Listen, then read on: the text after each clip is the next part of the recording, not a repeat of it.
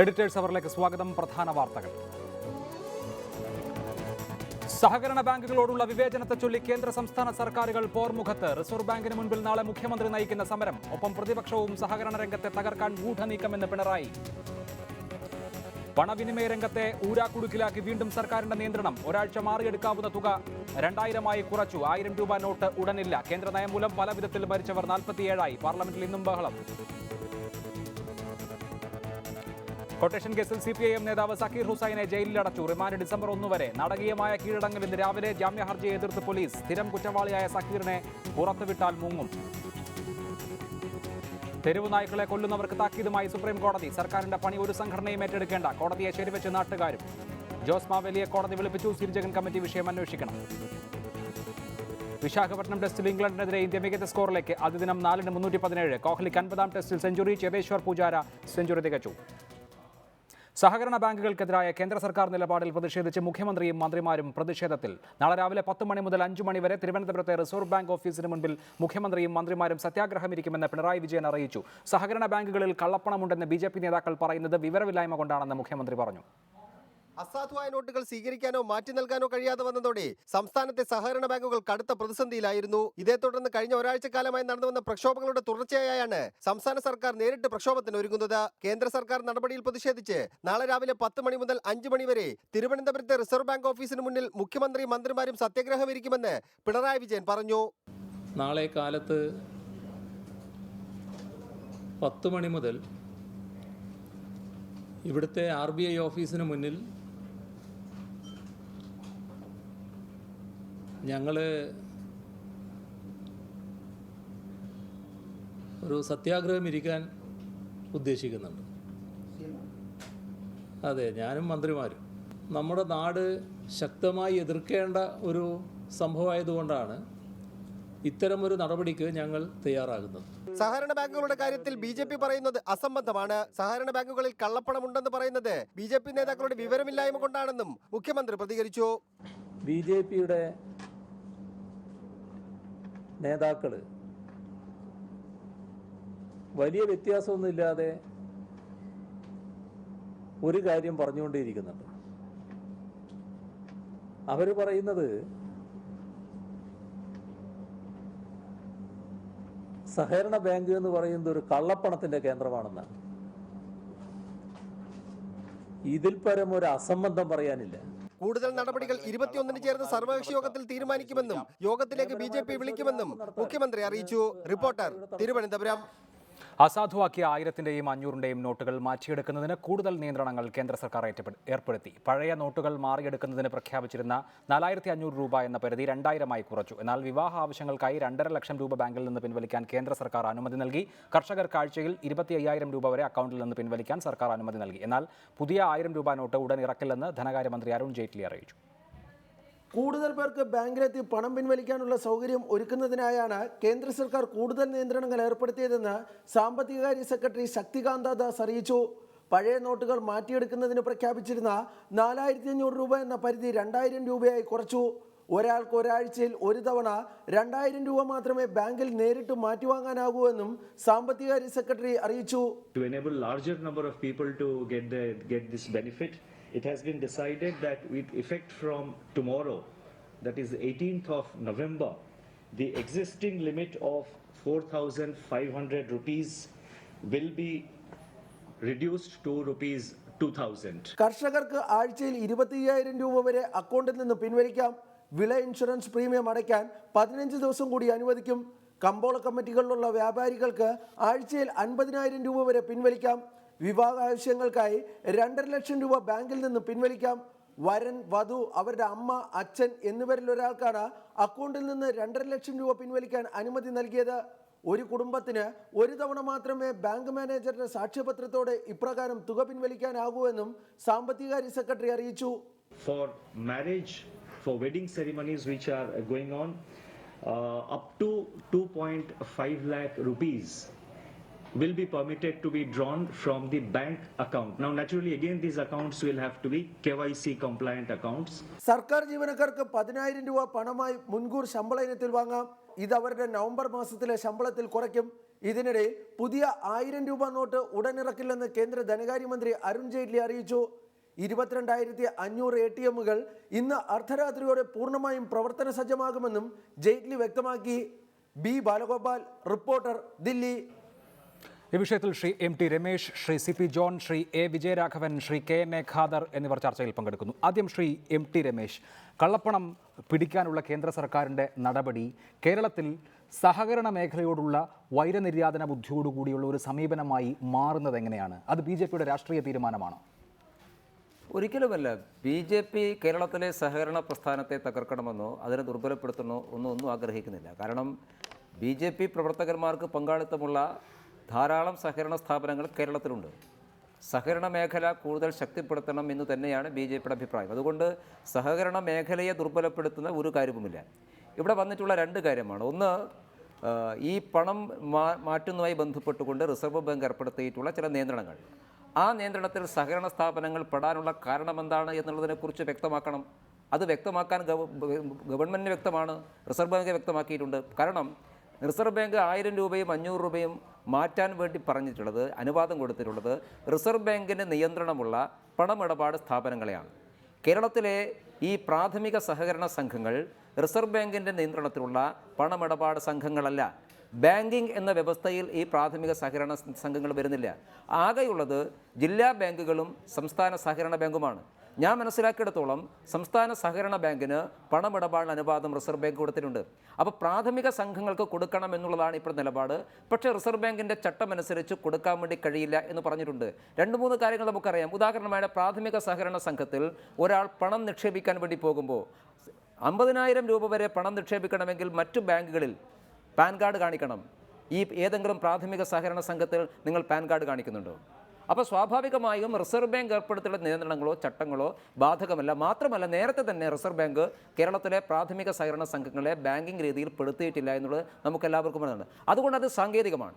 ഇനി രണ്ടാമത്തെ ഭാഗം, ഇന്ന് മുഖ്യമന്ത്രി പറഞ്ഞത് ഈ സഹകരണ സംഘങ്ങളിൽ, ബാങ്കുകളിൽ കള്ളപ്പണമുണ്ട് എന്നുള്ളത് BJP നേതാക്കന്മാർ പറയുന്ന അസംബന്ധമാണെന്ന്. ഞങ്ങൾ ഒരു കാര്യം വ്യക്തമാക്കാം, കേരളത്തിലെ എല്ലാ സഹകരണ ബാങ്കുകളിലും കള്ളപ്പണമാണ് ഉള്ളത് എന്നൊന്നും പറയാനുള്ള ബൗദ്ധ്യമൊന്നും ഞങ്ങൾക്കില്ല. പാവപ്പെട്ടവൻ്റെയും സാധാരണക്കാരൻ്റെയും പണമുണ്ട്. പക്ഷേ അതോടൊപ്പം ഈ പേര് വെളിപ്പെടുത്താൻ തയ്യാറാകാത്ത ധാരാളം ആളുകളുടെ പണം സഹകരണ ബാങ്കുകൾ ഉണ്ട് എന്നുള്ളത് വ്യക്തമാണ്. ഞാൻ പറയാം. ഉദാഹരണമായിട്ട് പ്രാഥമിക സഹകരണ സംഘത്തിൽ അഭിലാഷ് 1 ലക്ഷം രൂപ നിക്ഷേപിക്കുന്നു. അഭിലാഷിൻ്റെ പേര് എവിടെയും വെളിപ്പെടുത്തേണ്ടതില്ല. കാരണം അഭിലാഷ് പണം നിക്ഷേപിക്കുന്ന ബാങ്ക് ജില്ലാ ബാങ്കിൽ, അവരുടെ അപെക്സ് ബോഡിയായിട്ടുള്ള ജില്ലാ ബാങ്കിൽ പണം നിക്ഷേപിക്കുന്ന സമയത്ത് അഭിലാഷിൻ്റെ പേരിലില്ല. ഏത് പ്രാഥമിക സഹകരണ സംഘമാണോ പണം നിക്ഷേപിക്കുന്നത് ആ സംഘത്തിൻ്റെ പേരിൽ ഞാനായാലും അഭിലാഷ് ആയാലും ആരായാലും നമ്മുടെ പേര് വെളിപ്പെടുത്തേണ്ടതില്ല. പേരെവിടെയും വരുന്നില്ല. അതുകൊണ്ടാണ് പലപ്പോഴും ആദായ നികുതി ഉദ്യോഗസ്ഥന്മാർ പേര് വിവരം ചോദിച്ചിട്ട് ഈ സഹകരണ സംഘങ്ങൾ കൊടുക്കാത്തത്. കാരണം അവർ കൊടുക്കേണ്ടതില്ല. അപ്പോൾ ഇവിടെ അങ്ങനെ പേര് വെളിപ്പെടുത്താൻ ആഗ്രഹിക്കാത്ത ധാരാളം ആളുകളുടെ പണം ഉള്ളതുകൊണ്ടാണ് 700, 800, 1000 കോടി രൂപയൊക്കെ 1, 2, 3 പഞ്ചായത്തിൽ മാത്രം പ്രവർത്തനമുള്ള കേരളത്തിലെ പ്രമുഖമായ ചില സഹകരണ സ്ഥാപനങ്ങൾ, ഞാൻ ഈ സമയത്ത് പേര് പറയുന്നില്ല, പക്ഷേ കേരളത്തിലെ അറിയപ്പെടുന്ന നേതാക്കന്മാർക്ക് നേരിട്ട് ബന്ധമുള്ള കേരളത്തിലെ സഹകരണ സ്ഥാപനങ്ങൾ, അതിലൊക്കെ 1-1.5 പഞ്ചായത്തിന്റെ പരിധിയിൽ മാത്രം വരുന്ന ബാങ്കുകളാണ്. ആ ബാങ്കുകളൊക്കെ 800 കോടിയും 1000 കോടിയും എങ്ങനെ നിക്ഷേപം വന്നു? ആ നിക്ഷേപത്തെക്കുറിച്ച് അന്വേഷിക്കുമ്പോഴാണ് ഈ കാര്യം ബോധ്യമാകുന്നത്. അത് മുഖ്യമന്ത്രിക്കറിയാം. അസംബന്ധം പറയുന്ന BJP നേതാക്കന്മാരല്ല, അസംബന്ധമാണ് എന്ന് അറിഞ്ഞുകൊണ്ട് മുഖ്യമന്ത്രി ആ അസംബന്ധ നാടകത്തിന് കൂട്ടുനിൽക്കുകയാണ്. ശരി, അതാണ് താങ്കളുടെ വാദം. ശ്രീ CP ജോൺ അല്പസമയത്തിനകം അദ്ദേഹം ഈ കാര്യം ഇന്നലെ പരാമർശിച്ചതാണ്, അതിന് മറുപടി പറയും. ശ്രീ KNA ഖാദർ, ഇവിടെ സൂചിപ്പിച്ചതുപോലെ ഇതിപ്പോൾ ഈ സർക്കാരിൻ്റെ നയം നടപ്പാക്കാൻ തുടങ്ങുന്നതിന് മുൻപ് തന്നെ ആദായ നികുതി വകുപ്പ് സഹകരണ ബാങ്കുകളിലെ ചില അക്കൗണ്ടുകൾ സംബന്ധിച്ച സംശയങ്ങൾ, അത് സംബന്ധിച്ച അന്വേഷണങ്ങൾ നടത്തുകയും സഹകരണ സംഘങ്ങൾ, പ്രാഥമിക സഹകരണ സംഘങ്ങളാകട്ടെ മറ്റ് ബാങ്കുകളാകട്ടെ അവയോട് സഹകരിക്കാതിരിക്കുകയും ചെയ്യുന്ന ഒരു അവസ്ഥ ഉണ്ടായിരുന്നു. ഇത് സംബന്ധിച്ച ചില പ്രശ്നങ്ങൾ നമ്മുടെ സമൂഹത്തിൽ ഇവിടെ നേരത്തെ തന്നെ ഉള്ളതാണ്. അങ്ങനെ ഇരിക്കുകയാണ് ഇങ്ങനെ ഒരു പണം കൈമാറ്റം, പണം മാറൽ എന്നൊരു സ്ഥിതിവിശേഷം പെട്ടെന്ന് സംജാതമായത്.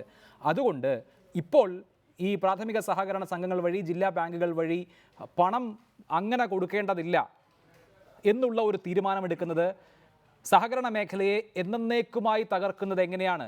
ഈ ആകെ ഏർപ്പെടുത്തിയിരിക്കുന്ന റെസ്ട്രിക്ഷൻസ് ഒക്കെ അവസാനിക്കുമ്പോൾ സഹകരണ സംഘങ്ങൾക്ക് മുൻപ് എങ്ങനെ പ്രവർത്തിച്ചോ അതുമാതിരി പ്രവർത്തിക്കാൻ കഴിയുകയില്ലേ? അപ്പോൾ സഹകരണ സംഘങ്ങളെ ലക്ഷ്യം വെക്കുന്നു എന്ന് പറയുന്ന ആരോപണത്തിൽ കഴമ്പുണ്ടോ?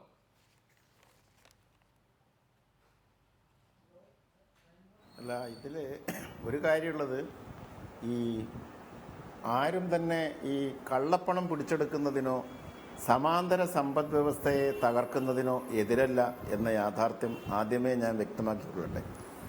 ഈ പരിപാടി നടപ്പിലാക്കുന്നതിന് ഈ 1000 രൂപയുടെയും 500 രൂപയുടെയും നോട്ട് റദ്ദാക്കിക്കൊണ്ടുള്ള, അസാധുവാക്കിക്കൊണ്ടുള്ള ഈ നടപടി സാമ്പത്തിക രംഗത്ത് കള്ളപ്പണം തടയാനും സമാന്തര സമ്പദ് വ്യവസ്ഥയെ തകർക്കാനും സഹായകരമാകുമെങ്കിൽ അതിനാരും എതിരല്ല. ആ ഉദ്ദേശ ശുദ്ധിയെ ഇവിടെ ആരും ചോദ്യം ചെയ്യുന്നില്ല. ഇതിലുള്ള ഒരു പ്രധാനപ്പെട്ട പ്രശ്നം, ഈ കേരളത്തിൽ സഹകരണ പ്രസ്ഥാനം വളരെ ശക്തമായിട്ടുള്ളൊരു മേഖലയാണ്. ഏതാണ്ട് 1,40,000 കോടി നിക്ഷേപമുള്ള ഈ സഹകരണ മേഖലയിൽ 15,000-16,000-ലധികം വരുന്ന സ്ഥാപനങ്ങൾ, ആ സ്ഥാപനങ്ങളിലെ മഹാഭൂരിപക്ഷം വരുന്ന ഇൻവെസ്റ്റേഴ്സും സാധാരണക്കാരാണ്. ട്രാൻസാക്ഷനിലൊക്കെ ഇടപെടുന്നത് കൃഷിക്കാർ, തൊഴിലാളികൾ, ഉദ്യോഗസ്ഥന്മാർ, ജീവനക്കാർ, ഇങ്ങനെയുള്ള സാധാരണക്കാർ രൂപീകരിച്ച സാധാരണക്കാരുടെ ഒരു ബാങ്കാണ്. കള്ളപ്പണം എവിടെയുണ്ടെങ്കിലും, സഹകരണ ബാങ്കിലുണ്ടെങ്കിലും പിടിക്കാം, മുതലാളിമാരുടെ കയ്യിലുണ്ടെങ്കിലും പിടിക്കാം. അതുകൊണ്ടാണ് പൊതുവെ ആരും തന്നെ ഇതിൻ്റെ ഉദ്ദേശശുദ്ധിയെ ഒരു രാഷ്ട്രീയ കക്ഷിയും ചോദ്യം ചെയ്തതായിട്ട് എനിക്ക് തോന്നുന്നില്ല. ആകെയുള്ളത് ഇതിൻ്റെ പ്രായോഗികമായ നടപ്പിലാക്കുമ്പോൾ വരുന്ന പ്രയാസങ്ങളും ജനങ്ങൾക്കുണ്ടാകുന്ന ബുദ്ധിമുട്ടുകളാണ്. ഇപ്പം ഞാൻ നിങ്ങളുടെ സ്റ്റുഡിയോയിലേക്ക് കയറി വരുമ്പോൾ അഭിലാഷെ, ATMൻ്റെ മുമ്പിൽ ഒരു 300 പേര് ഈ സ്റ്റുഡിയോയുടെ തൊട്ട് താഴെ ഇപ്പോൾ ഈ 8 മണിക്ക് ശേഷം ATMൻ്റെ മുമ്പിലുണ്ട്. അങ്ങനെ സാധാരണക്കാരായ ആളുകളുടെ വിഷമങ്ങൾ പരിഹരിക്കുന്നതിന് ആവശ്യമായിട്ടുള്ള ഹോംവർക്ക് വേണ്ടത്ര ചെയ്തോ? ഈ കള്ളപ്പണം പിടിച്ചെടുക്കുന്ന നടപടിയെ ഇന്ത്യയിലെ മഹാഭൂരിപക്ഷം വരുന്ന ജനങ്ങളും പിന്തുണക്കും. അവരുടെ പിന്തുണയോടുകൂടി നടപ്പിലാക്കേണ്ടുന്ന ഒരു സംഗതിയാണ്. അപ്പോൾ അവരുടെ ബുദ്ധിമുട്ട് പരമാവധി കുറച്ചുകൊണ്ട് വേണം നേരിടാൻ. ഇപ്പോൾ വിജയമല്യ ഉൾപ്പെടെയുള്ള ആളുകളുടെ 7,000-ലധികം കോടി രൂപ കടബാധ്യതകൾ എഴുതി തള്ളിയ നടപടി, അതുപോലുള്ള പ്രശ്നങ്ങളൊക്കെ ജനങ്ങളെ അതിലേക്ക് പോകാം. ശ്രീ കെ എൻ ഖാദർ, നമുക്ക് അതിലേക്ക് പോകാം. അതിനു മുൻപ് ശ്രീ MT രമേശ്, ഈ സഹകരണ ബാങ്കുകൾ നമ്മുടെ ഗ്രാമീണ ജീവിതത്തെ എടുത്താൽ അതിൻ്റെ ജീവനാഡികളാണ്. എൻ്റെയൊക്കെ നാട്ടിൽ ഒരു വാണിജ്യ ബാങ്കിലേക്കൊക്കെ പോകണമെങ്കിൽ 8-10 കിലോമീറ്റർ കഴിയണം. മിക്കവാറും ചെറുപട്ടണങ്ങളുടെ, ഗ്രാമങ്ങളുടെ അവസ്ഥ ഇതാണ്. അവിടെ ഒരു കല്യാണം ഉണ്ടായാൽ, അല്ലെങ്കിൽ ആവശ്യമുണ്ടായാൽ, കാർഷിക വായ്പയ്ക്ക് ജനങ്ങൾ ദൈനംദിനം ബന്ധപ്പെടുന്ന ഒന്നാണ് ഈ സഹകരണ ബാങ്ക്. ശരിയാണ്, അതിൽ ഏതെങ്കിലും ബാങ്കിൽ അക്കൗണ്ടുകളിൽ എന്തെങ്കിലും ദുരൂഹതയുണ്ടെങ്കിൽ അത് പരിശോധിക്കണം. ആരാണ് നിക്ഷേപകൻ എന്ന് അവർ വിവരം വെളിപ്പെടുത്തണം. ആദായ നികുതി വകുപ്പ് അതൊക്കെ പരിശോധിക്കണം. പക്ഷേ ഇപ്പോൾ ഫലത്തിൽ ഈ പ്രാഥമിക സഹകരണ സംഘത്തിന് ഒരു വ്യക്തിയെ പോലെ 24,000 രൂപയുടെ ട്രാൻസാക്ഷൻ ഒരാഴ്ച നടത്താനേ കഴിയുള്ളൂ എന്ന് പറഞ്ഞാൽ അക്ഷരാർത്ഥത്തിൽ ആ മേഖല സ്തംഭിച്ചിരിക്കുകയാണെന്ന് മാത്രമല്ല, അവിടെ നിക്ഷേപമുള്ളവരൊക്കെ പാനിക്കിലാണ്. അവർ എങ്ങനെയെങ്കിലും ആ നിക്ഷേപം അവിടെ നിന്ന് പിൻവലിക്കാനുള്ള നീക്കങ്ങൾ അടുത്ത ദിവസങ്ങളിൽ നടത്തുകയും ചെയ്തേക്കാം. ആ നിലയ്ക്ക് സഹകരണ മേഖല ഇല്ലാതാകുന്ന ഒരു ഫലമാണ് ഇതുകൊണ്ടുണ്ടായിരിക്കുന്നത്. അഭിലാഷ്, അടിസ്ഥാനപരമായൊരു പ്രശ്നം, ഈ പ്രാഥമിക സഹകരണ സംഘങ്ങൾ ബാങ്കുകളല്ല. പ്രാഥമിക സഹകരണ സംഘങ്ങൾക്ക് പണമിടപാട് നടത്താൻ റിസർവ് ബാങ്കിന് അധികാരമില്ല. അധികാരമില്ലാത്തൊരു കാര്യം ചെയ്തിട്ട് ഞങ്ങൾക്കതിന് നിയമപരമായി പിന്തുണ തരണം എന്ന് പറഞ്ഞാൽ എങ്ങനെയാണ് മനസ്സിലാക്കുക? ഇവിടെ ഞങ്ങൾക്ക് പ്രാഥമിക സഹകരണ സംഘങ്ങൾ പണം മാറ്റി കൊടുക്കുന്നതിന് ഞങ്ങൾക്ക് വിരോധമൊന്നുമില്ല, BJPക്ക് വിരോധമൊന്നുമില്ല. പക്ഷേ റിസർവ് ബാങ്ക് പ്രവർത്തിക്കുന്നത് റിസർവ് ബാങ്കിൻ്റെ ചട്ടങ്ങളും നിയമങ്ങളും അനുസരിച്ചാണ്. ഞങ്ങൾ ഈ പണം മാറ്റി കൊടുക്കാൻ പ്രാഥമിക സഹകരണ സംഘങ്ങളെ അനുവദിക്കാൻ പാടില്ല. ഞങ്ങൾ ഇവിടെയും പറഞ്ഞില്ല. ഞങ്ങളാകെ പറഞ്ഞത് സഹകരണ സംഘങ്ങളിലൂടെ പേര് വെളിപ്പെടുത്താത്ത ആളുകൾ പണം നിക്ഷേപിക്കുന്നുണ്ട്. അതുകൊണ്ട് ചില ബാങ്കുകളുടെ കോടിക്കണക്കിന് രൂപയുടെ നിക്ഷേപത്തെക്കുറിച്ച് അന്വേഷിക്കണം എന്ന് മാത്രമേ പറഞ്ഞിട്ടുള്ളൂ. അവിടെ ഞങ്ങളുടെ പ്രശ്നം തീർന്നു. ഞങ്ങൾക്ക് ഏതെങ്കിലും ഒരു പ്രത്യേക ബാങ്കിനെ കുറിച്ച് പോലും പറഞ്ഞിട്ടില്ല. പക്ഷേ ഇവിടെ RBI എന്തുകൊണ്ട് അനുമതി കൊടുക്കുന്നില്ല? RBI അനുമതി കൊടുക്കാത്തത് പ്രാഥമിക സഹകരണ സംഘങ്ങളെ അവർ പണമിടപാട് കേന്ദ്രങ്ങളായി അംഗീകരിക്കുന്നില്ല എന്നുള്ളത് കൊണ്ടാണ്. നേരത്തെ UPA ഗവൺമെൻറ് കാലഘട്ടത്തിൽ റിസർവ് ബാങ്ക് ഈ കാര്യത്തിൽ കൃത്യമായിട്ടുള്ള നിർദ്ദേശം മുമ്പോട്ട് വെച്ചിരുന്നു. ആ നിർദ്ദേശം വന്ന് ഇവിടുന്ന് എല്ലാവരും പോയി റിസർവ് ബാങ്കിൻ്റെ ആളുകളെ കണ്ട് എല്ലാ MPമാരും എല്ലാവരും പോയി തൽക്കാലം അത് മരവിപ്പിക്കണം പറഞ്ഞു. പക്ഷേ ആ ഉത്തരവ് മരവിപ്പിച്ചിട്ടൊന്നുമില്ല. തൽക്കാലം അത് ഒരു അഡ്ജസ്റ്റ്മെൻറ്റിൽ പോവുകയായിരുന്നു. ഈ പ്രാവശ്യം പണം മാറ്റിയെടുക്കുന്നതുമായി ബന്ധപ്പെട്ട് വലിയ കൃത്യമായിട്ടുള്ള കാര്യം വന്നപ്പോൾ റിസർവ് ബാങ്ക് അവരുടെ തീരുമാനം കൃത്യമായിട്ട് പാലിക്കാൻ തീരുമാനിച്ചു. ഇതിൽ മറ്റൊരു രാഷ്ട്രീയമില്ല. ഞാൻ ഒരു കാര്യം പറയാം. നേരത്തെ പറഞ്ഞല്ലോ, ആളുകൾ ഇങ്ങനെ നിക്ഷേപിക്കാൻ അന്വേഷിക്കണം. കേരളത്തിൽ എൻ്റെ ഓർമ്മ ശരിയാണെങ്കിൽ പട്ടാഭിയിലെ സർവീസ് സഹകരണ ബാങ്ക്, കോപ്പറേറ്റീവ് ബാങ്ക്, അവർ കോടതി കേസ് കൊടുത്തു. കോടതി കേസ് കൊടുക്കാൻ കാരണമെന്ന് വെച്ചാൽ അവരുടെ നിക്ഷേപം വലിയ തോതിൽ കണ്ടപ്പോൾ ആദായ നികുതി ഉദ്യോഗസ്ഥന്മാർ അവർക്ക് അവരുടെ ബാങ്കുകളിലെ ആളുകളോട് പറഞ്ഞു, 10 ലക്ഷം രൂപ, അതായത് വർഷത്തിൽ 10 ലക്ഷം രൂപയ്ക്ക് മേലെ നിക്ഷേപമുള്ള ആളുകളുടെ പേര് വിവരം തരണം എന്ന് ആദായ നികുതി ഉദ്യോഗസ്ഥന്മാർ ആ ബാങ്കിനോട് പറഞ്ഞു. ബാങ്ക് പറഞ്ഞു, ഞങ്ങൾക്ക് തരാൻ പറ്റില്ല, ഞങ്ങൾ തരില്ല. അങ്ങനെ ആദായ നികുതി ഉദ്യോഗസ്ഥന്മാർ നടപടികളിലേക്ക് മുമ്പ് പോയോ ആ നടപടികൾ സ്റ്റേ ചെയ്യണമെന്ന് ആവശ്യപ്പെട്ടുകൊണ്ട് അവർ കോടതി പോയി. ഹൈക്കോടതി വരെ കേസ് നടത്തി. ആ ബാങ്കിനോടൊപ്പം കേരളത്തിലെ മറ്റു പല ബാങ്കുകളും കക്ഷി ചേർന്നു. അന്ന് ഗവൺമെന്റ് ഈ ബാങ്കിന്റെ നിലപാടിനൊപ്പമായിരുന്നു. പക്ഷേ കോടതി അവസാനം ഹൈക്കോടതിയിലെ ബാങ്ക് തോറ്റുപോയി. ആദായ നികുതി ഉദ്യോഗസ്ഥന്മാർ ആവശ്യപ്പെടുമ്പോൾ പേര് വിവരം കൊടുക്കാൻ ഞങ്ങൾക്ക് ബാധ്യതയില്ല എന്ന നിലപാട് കേരളത്തിലെ സഹകരണ സ്ഥാപനങ്ങൾ എന്തിന് അങ്ങനെ ഒരു നിലപാടെടുക്കണം? അങ്ങനെ ഒരു നിലപാടാണ് ഇത്തരത്തിലുള്ള കർക്കശമായ നിലപാടിലേക്ക് വന്നിട്ടുള്ളത്. ശരി, ശ്രീ CP ജോൺ, ഒന്ന്, ഈ സഹകരണ സംഘങ്ങൾ ബാങ്കുകളല്ല, അതിന് ബാങ്കിംഗ് ലൈസൻസ് ഇല്ല.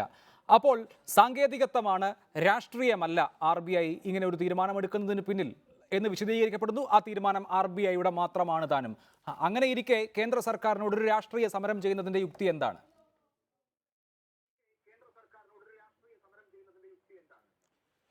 ഇത് MT രമേശ് എന്തായാലും ഇന്ന് BJPയുടെ പ്രതിനിധി കുറച്ചും കൂടെ കാര്യങ്ങൾ മനസ്സിലാക്കി പറയുന്നുണ്ട്. എങ്കിലും കുറച്ച് ഇനാക്രസിയും കൂടെ ബാക്കിയുണ്ട്.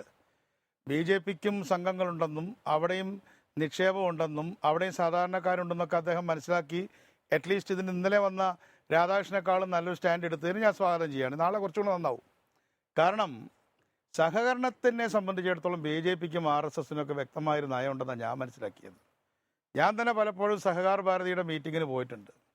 അവിടെയെല്ലാം സഹകാരികൾ ആവശ്യപ്പെടുന്നത് സഹകരണ സംഘങ്ങൾക്ക് മറ്റു ബാങ്കുകളിൽ നിന്ന് വ്യത്യസ്തമായ പ്രത്യേക അധികാരങ്ങളും ആനുകൂല്യങ്ങളും നൽകണം എന്നാണ്. അതിനോട് BJPയുടെ അഭിപ്രായം എന്താണ്?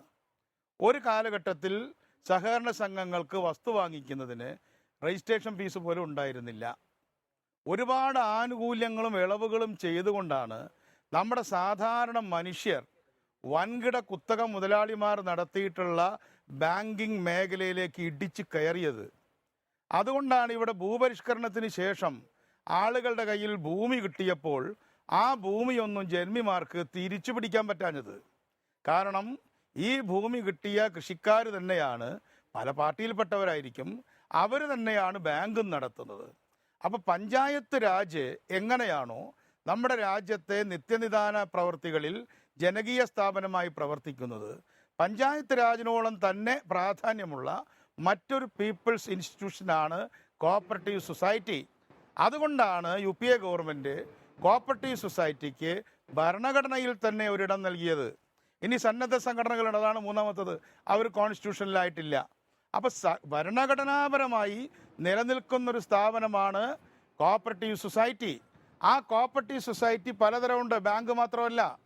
മിൽമ എന്ന് പറയുന്നൊരു കോഓപ്പറേറ്റീവ് സൊസൈറ്റിയാണ്. എന്തിന്? ഗുജറാത്തിലെ ആനന്ദ് എന്ന് പറയുന്നത് ലോകത്തിലെ തന്നെ ഏറ്റവും വലിയ കോഓപ്പറേറ്റീവ് സൊസൈറ്റിയാണ്. അവരുടെ പണി പാല് ബിസിനസ് ചെയ്യുക എന്നുള്ളതാണ്. അതുപോലെ തന്നെ കരിമ്പ് കച്ചവടക്കാർ, കൃഷിക്കാരുടെ സൊസൈറ്റിയുണ്ട്. വളം നിർമ്മാണശാലയായ ഇഫ്കോയുണ്ട്, കൃഷ്ബോയുണ്ട്. അവരുടെ ഒരു വർഷത്തെ ലാഭം 1000 കോടിയാണ്. അതിൻ്റെ ഏറ്റവും ചെറിയ അറ്റത്ത് നിൽക്കുന്ന ഒരു കോഓപ്പറേറ്റീവിലെ എലമെൻ്റാണ്, ഘടകമാണ് ഇന്ത്യയിലെ കേരളത്തിൽ മാത്രം ശക്തമായിട്ടുള്ള മറ്റു സ്ഥലത്തും പ്രവർത്തിക്കുന്ന ക്രെഡിറ്റ് കോഓപ്പറേറ്റീവ് സൊസൈറ്റികൾ. അപ്പോൾ BJP പറയേണ്ടത് കോഓപ്പറേറ്റീവ് സെക്ടറിന് പ്രത്യേക പരിഗണന ആവശ്യം ഉണ്ടോ ഇല്ലയോ, അവർ കുത്തകകളുടെ ഒപ്പം ഓടണോ, അവർക്ക് മറ്റൊരു ഭാഷയിൽ പറഞ്ഞാൽ ഒരു സാമ്പത്തികമായ ഒരു പ്രത്യേകാവകാശങ്ങളും സംവരണം പോലെയുള്ള ഒരു കാര്യവും ജനകീയ സ്ഥാപനങ്ങളായതുകൊണ്ട് നൽകണമോ, അതോ ടാറ്റയുടെയും ബിർളയുടെയും ആക്സിസ് ബാങ്കിൻ്റെയും ഒപ്പം അവർ ഓടിക്കതച്ച് മരിച്ച് വീഴുമ്പോൾ അവരുടെ ഷെയറും കൂടെ മറ്റുള്ള കുത്തകൾ എടുത്തുകൊള്ളട്ടെ എന്നതാണോ സമീപനം എന്ന് വ്യക്തമാക്കണം. 2, അത് പോളിസിയാണ്. എന്താണ് അദ്ദേഹം പറഞ്ഞതിൽ ബാക്കി കിടക്കുന്ന ഇനാക്യുറസി? 14 ജില്ലാ ബാങ്കുകൾക്കും RBI ലൈസൻസ് ഉള്ള സ്റ്റേറ്റാണ് കേരളം. മറ്റ് പല സ്റ്റേറ്റുകളിലും ജില്ലാ ബാങ്കുകൾ വളരെ വീക്കാണ്, ഒരു സെൻട്രൽ ബാങ്ക് എന്നാണ് വിളിക്കുക. എന്താ എറണാകുളം ജില്ലാ ബാങ്കിൻ്റെ സ്ഥിതി? 10,000 കോടി രൂപ 5 അക്കത്തിൽ കടന്നിരിക്കുന്നു. പക്ഷേ വയനാട് ജില്ലാ ബാങ്ക് പലപ്പോഴും കേരളത്തിലെ പല പ്രൈമറി ബാങ്കിനേക്കാളും ചെറുതാണ്. ത്രിപുര സ്റ്റേറ്റ് കോഓപ്പറേറ്റീവ് ബാങ്ക് നമ്മുടെ പല ജില്ലാ ബാങ്കിനേക്കാളും ചെറുതാണ്. അപ്പോൾ കേരളത്തിലെ ജില്ലാ കോഓപ്പറേറ്റീവ് ബാങ്കുകളെ എന്തിനു നിങ്ങൾ തടസ്സപ്പെടുത്തി 2 ദിവസം മുമ്പ്? എറണാകുളം ഡിസ്ട്രിക്ട് ബാങ്ക് കോഓപ്പറേറ്റീവ് ബാങ്കിനെ പോലെ വേണമെങ്കിൽ ഒരു schedule cooperative bank, state cooperative ബാങ്കിനെ പോലുള്ളൊരു ഷെഡ്യൂൾ കോഓപ്പറേറ്റീവ് ബാങ്ക് ആവാൻ മാത്രമുള്ള അത്രയും അസറ്റ്സ് ഉള്ള ഒരു ബാങ്കിനെ എന്തിനു തടസ്സപ്പെടുത്തി? അപ്പം നിങ്ങൾ ഡിസ്ട്രിക്ട് കോഓപ്പറേറ്റീവ് ബാങ്കിന് കൊടുക്കുന്നില്ല. രമേശ് കറക്റ്റ് ചെയ്യണം. ഇന്ന് കുറച്ച് കറക്റ്റ് ചെയ്തിട്ടുണ്ട് BJP. അതായത് ഇവിടെയുള്ള അർബൻ ബാങ്കുകൾ 66 ഉണ്ട്. അതും നമ്മുടെ നാട്ടിലെ ജനങ്ങൾ നടത്തുന്നതാണ്. അവിടെയും ഇത്തരം പ്രശ്നങ്ങളുണ്ടാവാം. അത് റിസർവ് ബാങ്കിൻ്റെ നേരിട്ടുള്ള നിയന്ത്രണത്തിലാണ്. എന്നാൽ അർബൻ ബാങ്കുകളെ ഓവർടേക്ക് ചെയ്തുകൊണ്ട് നമ്മുടെ നാട്ടിലെ സർവീസ് കോപ്പറേറ്റീവ് ബാങ്കുകൾ കയറിപ്പോയി. എന്താ കാരണം? നമ്മുടെ നാട്ടിലേക്ക് വന്നിട്ടുള്ള പണം, നമ്മുടെ നാട്ടിലെ GDP ഗ്രോത്ത്, നമ്മുടെ നാട്ടിൻ്റെ നാണ്യവിളകൾക്കുണ്ടായ അഭൂതപൂർവമായ വില, നമ്മുടെ സ്ഥലത്തിലുണ്ടായ അഭൂതപൂർവമായ വില, ആ കേരള ഇക്കോണമിയിൽ 2001-2 തൊട്ട് റിഫ്ലക്റ്റ് ചെയ്തിട്ടുള്ള 8% ഗ്രോത്ത് റേറ്റ് കോപ്പറേറ്റീവ് ബാങ്കിലും റിഫ്ലക്റ്റ് ചെയ്തു എന്നതാണ് അതിൻ്റെ ഇക്കണോമിക്സ്. പക്ഷേ അതിൽ നമുക്ക് ഇഷ്ടമില്ലാത്ത പൊളിറ്റീഷ്യൻസ് ഉണ്ടാവാം. ഇപ്പം കഷ്ടകാലത്തിന് എൻ്റെ പാർട്ടി ചെറിയൊരു പാർട്ടിയാണ്, പക്ഷേ കേരളത്തിലെ ഏറ്റവും വലിയ ബാങ്ക് നയിക്കുന്നത് ഞാൻ ജനറൽ സെക്രട്ടറി ആയിട്ടുള്ള പാർട്ടിയുടെ അസിസ്റ്റന്റ് സെക്രട്ടറി വിജയകൃഷ്ണ. എന്താ ബാങ്കിലെ സ്ഥിതി? ഞാൻ പറഞ്ഞിട്ട് നിർത്താം. അവിടെ നിങ്ങൾ ഈ പറഞ്ഞ IT ഉണ്ട്, അവിടെ ഈ പറഞ്ഞ RBI ഉണ്ട്. RBIയോട് അവർ അങ്ങോട്ട് ആവശ്യപ്പെട്ടു. അവർ ഹൈക്കോടതിയിൽ ചെന്നു. രമേശ് പഠിക്കുന്ന ആളായതുകൊണ്ട് ഞാൻ സ്വാഗതം ചെയ്യാണ്. എന്തിന്? RBI ലൈസൻസ് തരൂ, ഞങ്ങൾ RBI ലൈസൻസ് ചെയ്യാം. പക്ഷെ എന്താ പറഞ്ഞത്? RBIയുടെ ലൈസൻസ് നിങ്ങൾക്ക് ആവശ്യമില്ല. നിങ്ങൾ ഇപ്പോൾ കേരള സഹകരണ നിയമം 67 അനുസരിച്ച് ഇപ്പം നടത്തിക്കൊണ്ടിരിക്കുന്ന പ്രവർത്തനങ്ങൾ നടത്തിക്കൊള്ളൂ. കേരള ഗവൺമെൻറ് ആരുടെയും ഒരു ദാസനൊന്നുമല്ല. സംസ്ഥാന ഗവൺമെൻറ്റുകൾ ഉണ്ടാക്കിയിട്ടുള്ള, നിയമസഭ പാസ്സാക്കിയിട്ടുള്ള ഇവിടുത്തെ സഹകരണ നിയമത്തിൻ്റെ ചട്ടങ്ങളും വകുപ്പുകളും തലമുടി നാര് കീറുന്നത് പോലെ കീറി എടുത്തിട്ടാണ് ഇന്ന് രജിസ്ട്രാറുടെ കീഴിൽ ബാങ്കുകൾ പ്രവർത്തിക്കുന്നത്. പക്ഷേ അവിടെ ചിലപ്പോൾ കള്ളനാണയം ഉണ്ടാവാം, അവിടെ ചിലപ്പോൾ കള്ളപ്പണമുണ്ടാവാം, കള്ള നോട്ടുണ്ടാവാം. അതിനൊക്കെ കർശനമായ നടപടിയെടുക്കുന്നതിന് പകരം വളരെ നിരുത്തരവാദപരമായി രമേശ് ഒഴികെയുള്ള, ഞാൻ അങ്ങനെ തന്നെ പറയാണ്, ഇവിടെ സഹകരണ ബാങ്കുകളൊക്കെ കള്ളപ്പണമാണ്. BJP വലിയ വില കൊടുക്കേണ്ടി വരും. ശരി, അതാണ് അക്കാര്യത്തിൽ താങ്കൾ പറയാനുള്ളത്. ശ്രീ MT രമേശ്, രണ്ട് പ്രശ്നങ്ങൾ. ഒന്ന്, ജില്ലാ സഹകരണ ബാങ്കുകളെ എന്തുകൊണ്ട് അനുവദിച്ചില്ല എന്ന പ്രശ്നം. രണ്ടാമത്തേത്, ഈ ബാങ്കുകൾ കുത്തകകൾ നടത്തുന്ന ബാങ്കുകളല്ല.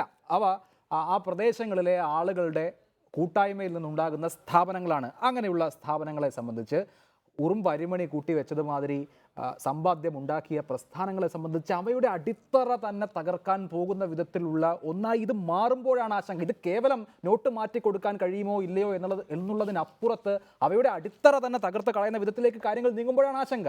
എന്താണ് അടിത്തറ തകർന്നത്? ഇങ്ങനെ ഒരു പാനിക് വരുമ്പോൾ ആളുകൾ ഇനി എങ്ങനെ സഹകരണ ബാങ്കുകളെ വിശ്വസിക്കണം? ആ നിക്ഷേപം നിങ്ങൾ മനസ്സിലാക്കേണ്ടത്, നമ്മുടെ രാജ്യം പ്രവർത്തിക്കുന്ന ഒരു നിയമത്തിൻ്റെ അടിസ്ഥാനത്തിലാണ്. റിസർവ് ബാങ്കിൻ്റെ ചട്ടം അനുസരിച്ച് എനിക്ക് ഇപ്പോഴും CP ജോൺ പറഞ്ഞ അത്ഭുതം തോന്നുന്നു. ഇതൊക്കെ ആശയപരമാണ്. അഭിലാഷ് പറഞ്ഞ പോലെ ഉറുമ്പ് അരിമണി സൂക്ഷിച്ച പോലെ ഇതൊക്കെ ആശയപരമാണ്. പക്ഷേ നമ്മളൊരു നിയമത്തിലേക്ക് വരുമ്പോൾ RBI ചട്ടങ്ങൾക്കനുസരിച്ച് RBI നിയന്ത്രണത്തിലുള്ള സഹകരണ, അതായത് ബാങ്കിങ് ചെയ്യുന്ന സ്ഥാപനങ്ങൾക്ക് മാത്രമേ പണത്തിൻ്റെ ഇടപാടുകൾ നടത്താൻ സാധിക്കുകയുള്ളൂ. അതൊരു നിയമമാണ്. RBI അതിൽ മാറ്റം വരുത്തിയിട്ടില്ല. ഈ സന്ദർഭത്തിൽ RBIക്ക് മാറ്റം വരുത്താൻ പറ്റില്ല. രണ്ടാമത്, ജില്ലാ ബാങ്കുകളെ സംബന്ധിച്ചിടത്തോളം ഞാൻ മനസ്സിലാക്കിയിടത്തോളം, എൻ്റെ അറിവ് എത്രത്തോളം ശരിയാണോ എന്ന് എനിക്കറിയില്ല, ഞാൻ മനസ്സിലാക്കിയിടത്തോളം കാലം കേരളത്തിലെ ജില്ലാ ബാങ്കുകളെ സംബന്ധിച്ചുള്ള ചില പരാതികൾ റിസർവ് ബാങ്കിൻ്റെ മുമ്പിലുണ്ട് എന്നാണ് ഞാൻ മനസ്സിലാക്കിയത്. തെറ്റാണെങ്കിൽ എന്നെ തിരുത്താം. പക്ഷേ സംസ്ഥാന സഹകരണ ബാങ്കിന് സാധിക്കുമല്ലോ. എന്തുകൊണ്ട് കേരളത്തിലെ സംസ്ഥാന സഹകരണ ബാങ്ക് പണമെടുക്കുന്നില്ല? ഞാൻ മനസ്സിലാക്കുന്നത് പണമെടുക്കുന്നില്ല. അവരെന്തിനെ പണമെടുക്കാതിരിക്കണം? ജില്ലാ ബാങ്കുകളിലുള്ള പണം, ജില്ലാ ബാങ്കുകളിൽ 8-ാം തീയതി രാത്രി 12 മണി വരെ അവരുടെ ക്യാഷിൽ എത്ര പണമുണ്ടോ അത്രയും പണം ജില്ലാ ബാങ്കുകൾക്ക് സംസ്ഥാന സഹകരണ ബാങ്ക് നിക്ഷേപിക്കാം. പക്ഷേ ജില്ലാ ബാങ്കുകൾ ഏൽപ്പിക്കുന്ന പണം എന്തുകൊണ്ട് സംസ്ഥാന സഹകരണ ബാങ്ക് സ്വീകരിക്കുന്നില്ല? അതിനെക്കുറിച്ച് സംസ്ഥാന ഗവൺമെൻറ്റാണ് ചിന്തിക്കേണ്ടത്. കാരണം ഞാൻ മനസ്സിലാക്കിയെടുത്തോളം കാലം അവിടുത്തെ ആളുകളൊക്കെ മാറിയിട്ടുണ്ട്. ചില രാഷ്ട്രീയ മതിന് പറഞ്ഞിട്ടുണ്ട്. അപ്പോൾ സംസ്ഥാന ഒന്ന് ഞാൻ അവസാനിപ്പിച്ചോട്ടെ. അതായത് അതുകൊണ്ട് സംസ്ഥാന സഹകരണ ബാങ്കുകൾ എന്തുകൊണ്ട് മേടിക്കുന്നില്ല എന്നുള്ളതിനെ കുറിച്ച് ആലോചിക്കണം. എനിക്ക് CP ജോണായിട്ടുള്ള അഭിപ്രായ വ്യത്യാസം ശരിയാണ്, കുത്തകയുടെ ബാങ്കല്ല. പക്ഷെ ഞാൻ ചോദിക്കട്ടെ, നമ്മളൊരു സാധാരണ ഒരു നാഷണലൈസ്ഡ് ബാങ്കിൽ പോയി പണം നിക്ഷേപിക്കുമ്പോൾ നമ്മുടെ സോഴ്സ് വെളിപ്പെടുത്തിയാലും ഇല്ലെങ്കിലും നമ്മുടെ പേര് വിവരങ്ങൾ വെളിപ്പെടുത്തണമല്ലോ. കേരളത്തിലെ പ്രാഥമിക സഹകരണ സംഘത്തിൽ ലക്ഷക്കണക്കിന് രൂപ നിക്ഷേപമുള്ള ആളുകളുടെ പേര് വെളിപ്പെടുത്തണ്ട എന്തിനു വാശി പിടിക്കണം? അങ്ങനെ വെളിപ്പെടുത്തുന്നില്ലല്ലോ. അവിടെയാണല്ലോ പ്രശ്നം ആരംഭിക്കുന്നത്. എന്തുകൊണ്ട് വെളിപ്പെടുത്തിക്കൂടാ? അത് വെളിപ്പെടുത്തൽ ആർക്കാ തെറ്റ്? ഏതായാലും പണം നിക്ഷേപിക്കുന്ന സാധാരണക്കാരായ പാവപ്പെട്ട ആളുകൾക്ക് പേര് വെളിപ്പെടുത്താൻ ഒരു ബുദ്ധിമുട്ടുണ്ടാവില്ല. അവിടെ ലക്ഷങ്ങൾ നിക്ഷേപിക്കുന്ന ആളുകൾക്ക് മാത്രമേ പേര് വെളിപ്പെടുത്താൻ ബുദ്ധിമുട്ടുള്ളൂ. അവർ പേര് വെളിപ്പെടുത്തുന്നില്ല. അതാണ് പ്രധാനപ്പെട്ട പ്രശ്നം. അതിനെന്താണ് ശ്രീ CP ജോൺ മറുപടി? പാൻ കാർഡ് ഇല്ലാതെ ഒരാളെ സംബന്ധിച്ച്, അല്ലെങ്കിൽ പാൻ നമ്പർ പറയാതെ ലക്ഷക്കണക്കിന് രൂപ ഇങ്ങനെയുള്ള ബാങ്കുകളിൽ അക്കൗണ്ടുകളിൽ നിക്ഷേപിക്കാമെങ്കിൽ അതിൽ ആദായ നികുതി പരിശോധന ഉണ്ടാവുകയില്ല എങ്കിൽ കള്ളപ്പണം സൂക്ഷിക്കാൻ കഴിയുന്ന ഏറ്റവും സുരക്ഷിതമായ മാർഗം സഹകരണ ബാങ്കിലെ അക്കൗണ്ടായി മാറില്ലേ? ഞാൻ പറഞ്ഞോട്ടെ, എന്താണ് സഹകരണ ബാങ്കിനെ നിയന്ത്രിക്കുന്ന നിയമം? എന്താണ്? സഹകരണ ബാങ്കുകൾ RBIയുടെ അടുത്തേക്ക് ചെന്നപ്പോൾ RBI അവരെ നിയന്ത്രിക്കാൻ തയ്യാറല്ല. ഹൈക്കോടതിയിൽ കൊടുത്തിട്ടുള്ള അഫിഡവിറ്റാണ്. ഞങ്ങൾക്ക് ഇവരെ നോക്കാൻ കഴിയില്ല. കാരണം RBI എന്ന് പറഞ്ഞാൽ ലോകത്തൊരു വലിയ പട്ടാളമൊന്നുമല്ല.